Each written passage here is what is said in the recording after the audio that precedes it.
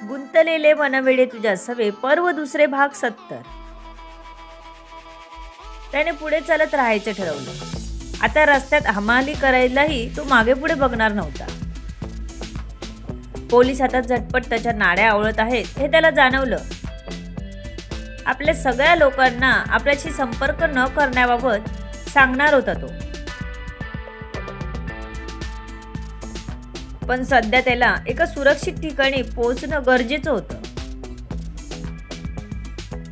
गौरी काल लग्नाला गेल्यानंतर खूप थकली होती। प्रवास आणि त्यात साडी नेसली होती, अतिशय सुंदर दिसत होती ती। तिथल्या नजरा तिच्यावरच केल्या होत्या, इतकी सुंदर दिसत होती। आई आली होती आज तिची, पण ती डायरेक्ट मामाच्या रूमवर उतरली होती, म्हणून तिला भेटण्यासाठी मामाच्या घरी तिला जावं लागलं। ह्या सगळ्यात तिला खूपच दगदग झाली होती। रूमवर आल्यावर कपडे चेंज करून सरळ झोपून दिलं बेडवरती। आज अभिला तिचा अजिबात फोन आला नव्हता। धावपळ एवढी झाली होती की विचारू नको। त्यात हॉलवर जाताना कोणीतरी पाठलाग केल्यासारखं वाटलं तिला, म्हणून ती आजूबाजूला नजर ठेवून होती, पण नंतर तिला तसं काही जाणवलं नाही। तिनेही ते विचार बाजूला केले। मग आज तिला देवेशबद्दल विचार करायलाच वेळ मिळाला नव्हता। काल जेव्हा तिला अभिने सांगितलं की तू त्यांच्या नादी लागू नको, हा माझा सल्ला आहे असं, तेव्हा तिला खूप वाईट वाटलं होतं त्याचं।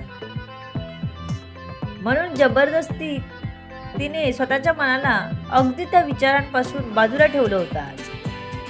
पण आता ती जशी झोपायला गेली तसं तिला देवेशचा कडक आणि कायम गंभीर असणारा चेहरा समोर आला। आपण कसे आपल्याच नकळत ह्या माणसाच्या प्रेमात पडलो। स्वतःला कितीही समजावलं तरी तिचं मन पुन्हा त्याचा विचार करत होतं, जे तिच्याही नकळत होतं। आता तिला त्याच्यापासून लांबच राहायचं होतं। नकोच आपलं मन त्याच्याकडे झुकायला। तिला थोडी कसरत करावी लागणार होती, पण तिला ते शक्य करायचंच होतं। अभि तिचा खास मित्र होता। त्याने सांगितलं म्हणजे तो चुकीचं काहीच बोलणार नाही, माहित होतं तिला।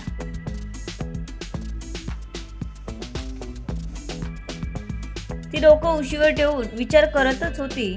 डोळे तसेच मिटले तिचे। सकाळीच जाग आली डायरेक्ट, पण खूप उशीर झाला, कारण काल अलार्म लावायला विसरली होती ती थकल्यामुळे। म्हणूनच आज जागच आली नव्हती तिला। आता सुट्टी सांगण्याशिवाय पर्याय नव्हता, नाहीतर लेट झाला असता।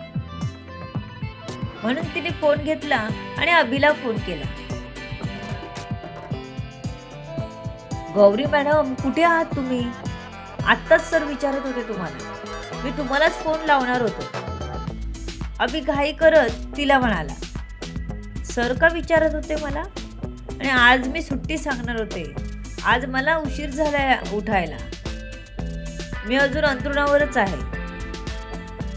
गौरी आळसावलेल्या आवाजात म्हणाली। इकडे अभिचे चांगलेच 3-13 वाजले होते, कारण तो म्हणाला होता की मी गौरी आल्यावर लिहून घेईन, पण आता गौरी मॅडमच येत नाहीत म्हणजे त्याची चांगली खरबपट्टी निघणार होती।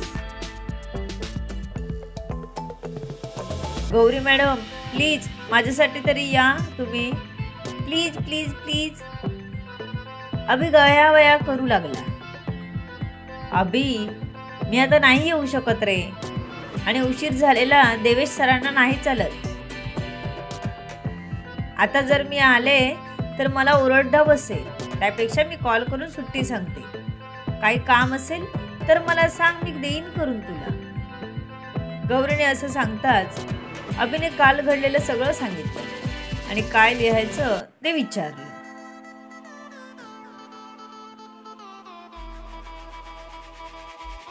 अभि, आता ना हे काम तूच करत जा, मी लांबच राहणार आहे देवेश सरांपासून, तिने अभिला सांगितलं। पण अभि आता जास्त विचार करायच्या मनस्थितीत नव्हता। त्याला गौरीकडून सर्व कसं लिहायचं ते समजून घ्यायचं होतं।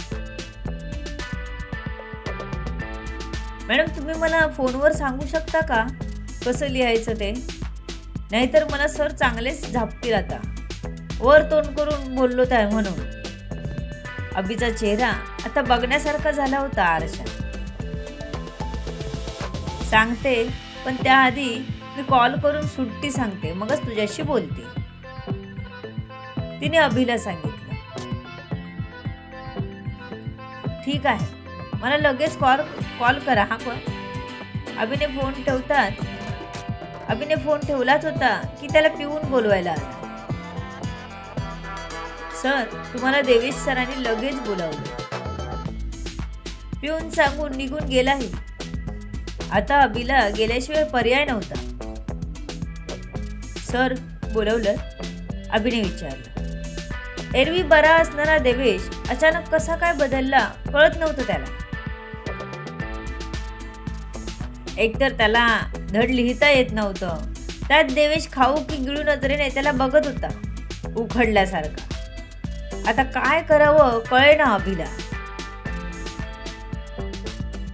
किती वेळ झाला अभि? तू काय गौरी मॅडमना घरून आणायला गेला होता का?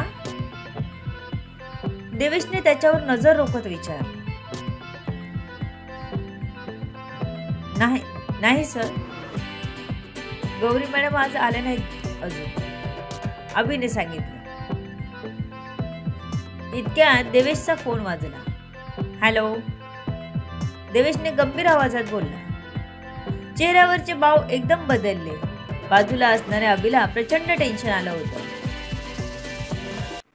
समोरून काहीतरी बोललं जात होतं.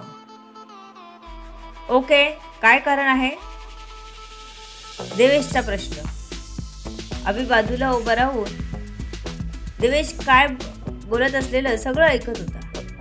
त्याने अंदाज बांधला की हा कदाचित गौरी मॅडमचा फोन आहे. पण देवेश सर काय एवढे चिडलेले दिसत आहेत? त्याचा मनात विचार चालू होता की देवेशचा एकदम मोठा आवाज आला त्याला. मॅडम, तुम्ही कधीही सुट्टी नाही घेऊ शकत. हे असले रिझन देऊ. तुम्हाला काही कामाचा सिरियसनेस आहे की नाही? तुम्ही काल सुट्टी घेतली, आज या छोट्या कारणावरून सुट्टी घेताय. काही नाही कारण. आज ऑफिसला हजर व्हायचं आणि मला येऊन केबिन मध्ये भेटायचं. देवेशने सांगून सरळ फोन कट केला. त्याला राग आला होता. स्वतःला समजतो काय हा? आला मोठा शहाणा. छोट्या कारणावरून सुट्टी नाही घेऊ शकत. मी कशासाठी सुट्टी घेईन? ह्याला काय करायचं आहे? ती तोंडात पुटपुटत आंघोळ करायला गेली. आता लवकरच तयार होऊन तिला जायला हवं होतं.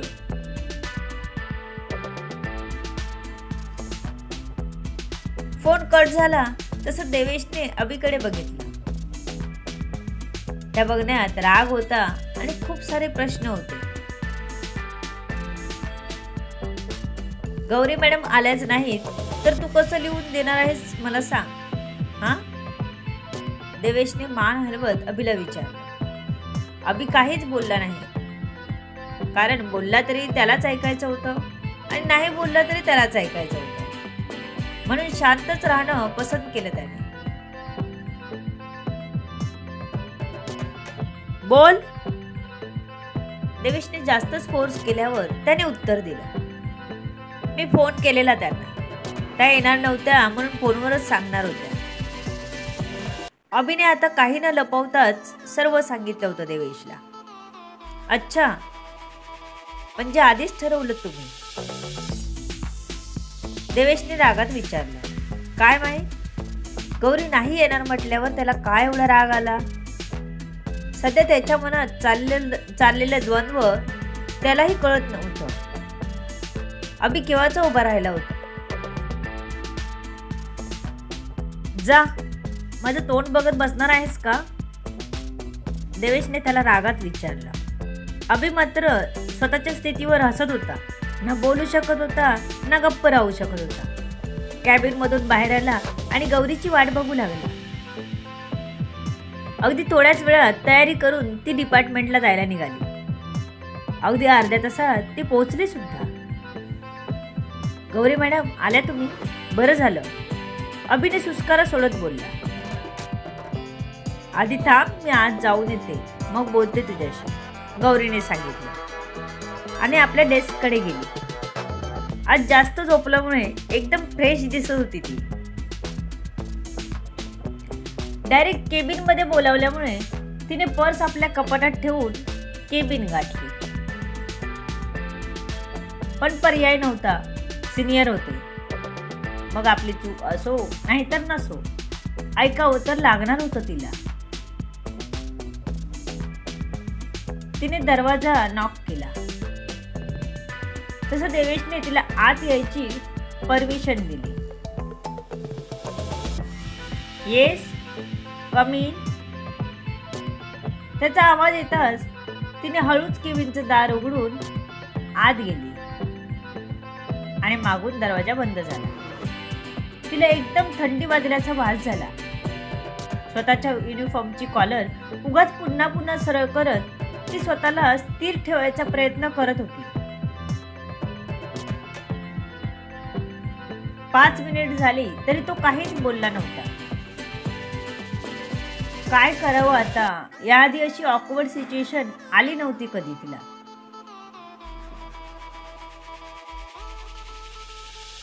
ती त्याच्या आजूबाजूला बिनधास्त वावरत असायची. पण आज अचानक देवेश सरांना काय झालं, बोलत का नाही, म्हणून तिने आपली मान वर करून पाहिलं. तुम्ही मान खाली घालून का उभे आहात मॅडम? शत्रू जरी असेल तरी डोळ्यात डोळे घालून बोललं पाहिजे, हे तुम्हाला माहीत असायला पाहिजे. तुम्ही माझ्यासमोर यापुढे खाली मान घालून उभं राहायचं नाही, हे लक्षात ठेवा. देवेशने असं सांगताच गौरीने मान पुन्हा खाली केली नाही, तशीच ताठ धरून ठेवली. एरवी शत्रू जरी असला तरी ती घाबरत नव्हती. पण आता तिला कुडकुडी भरल्यासारखं वाटत होतं. बोला, काय कारण सांगितलं तुम्ही मला? देवेशने कडक आवाजात विचारत तिच्या डोळ्यात बघितलं. तर गौरी अगदीच त्याच्या डोळ्यात हरवली होती. तिला तो काय बोलला, काय सांगतोय, काय प्रश्न विचारतोय, काहीच ऐकायला येत नव्हतं. आता अशा परिस्थितीत तिची हजेरी लागणं ठरलेलंच होतं. तिने इन्स्पेक्टर देवेश इनामदार यांच्या डोळ्यात हरवायचं धाडस जे केलं होतं. भेटू पुढच्या भागात. लेखिका शब्दवेदी उर्फ संतोषी राणे पाताडे. धन्यवाद.